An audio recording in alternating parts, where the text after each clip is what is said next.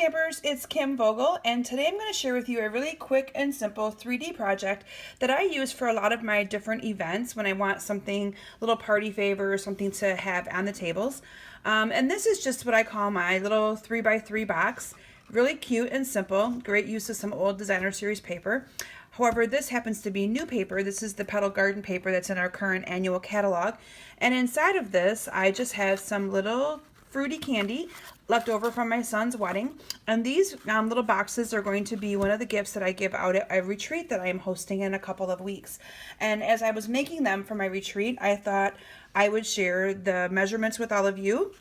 So if you have a baby shower, bridal shower, something coming up that you're wanting, just a little party favor, you would be able to have an idea of something fun, cute, simple to make. So with that, let's go ahead and get started, and I'll show you how I made that and what the measurements are for doing that. I'm going to bring in my trimmer because I will be needing to score. I have pre-cut some of my cardstock and my designer paper in advance, but I will tell you the measurements as well. My Whisper White for my base of my box is cut to 5.5 by 5.5. So it's a square 5.5 piece of Whisper White. And I'm going to go ahead and score that at 1.5.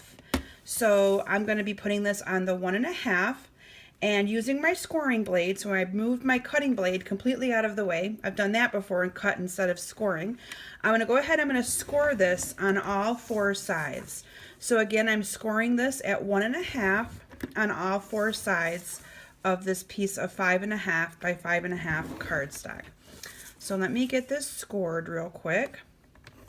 So you'll be able to get two boxes out of a piece of 8.5 by 11 piece of cardstock. So now I'm going to bring in my paper snips, and I am just going to be, you can see the score lines on here. I'm going to be cutting up to that point right there on all of the sides, or just these two sides.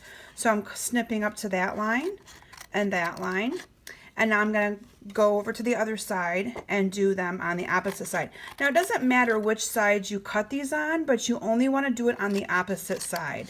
So you don't need to do it on all four because you're cut that right off. So if I was to do it on this side, then I would have done it on this side. So, and I actually do what's called miter cutting, where I cut a little notch in my box as well, or in my ends. This just helps for when I'm folding them up, that you can't see some of the top of the edge. So you don't have to do this. This is just something that I choose to do. But I'll show you why I do it. So before I cut the other one, I will demonstrate why. So what I'm going to be doing now is folding up on all of the lines. You can see where that makes my box, creates my box.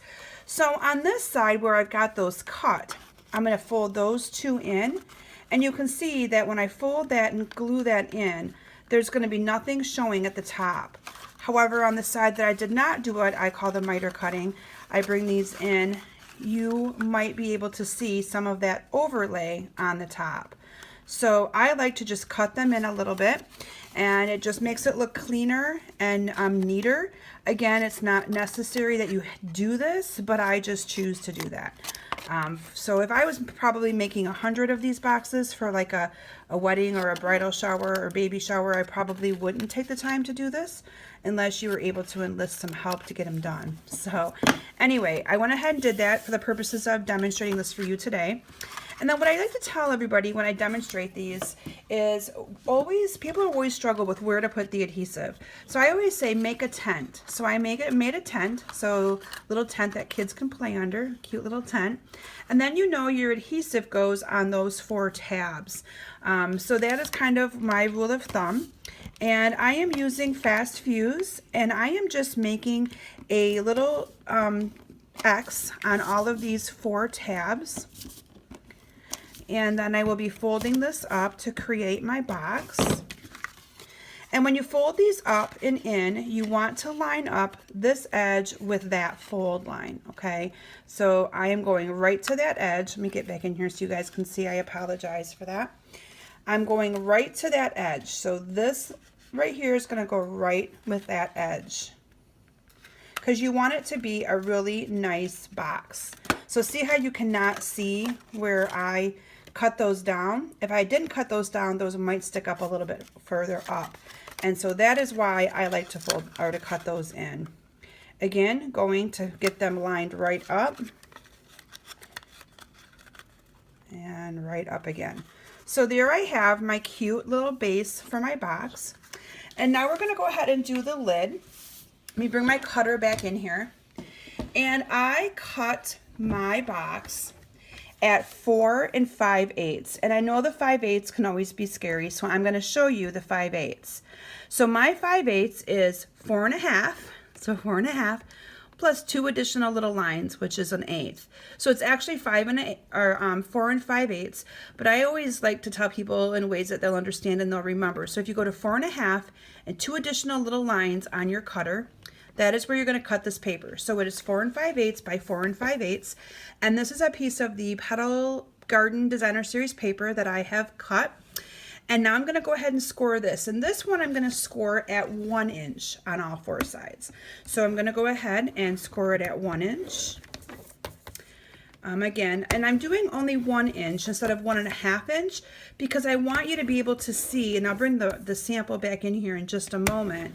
I want you to be able to see the box itself. So if I was to cut this or score this at 1 1/2, you wouldn't see the bottom of the box. So that is the reason why I've done that. And now I'm going to do the exact same thing on this. I am going to cut up, and as you know, all of our Designer Series paper are double-sided, so you could have picked this pretty pool party side as well. But now I'm going to go ahead and cut up on the, so I did this end, so I did this opposite end. And I'm going to do the whole miter cutting before I fold those up. So again, I'm going to just kind of get these in here so that I don't have that excess showing. Again, this is an optional step, but I just chose to do it to kind of show you, if you ever see people doing that, why they do it versus not doing it. While I'm cutting these, I encourage you to check out my website at kimsbasementbunch.com. Join my mailing list to receive tutorials on Friday, as well as my videos that I do every Tuesday, my Terrific Tuesday video series.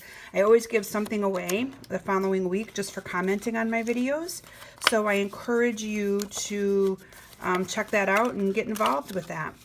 Okay, so again, I'm making my tent. That's how you know how to or where to put the adhesive. And I'm going to go ahead and put adhesive on these little tabs right here. And then I'm going to go ahead and fold my lid up like so. Again, getting that lined right up in there.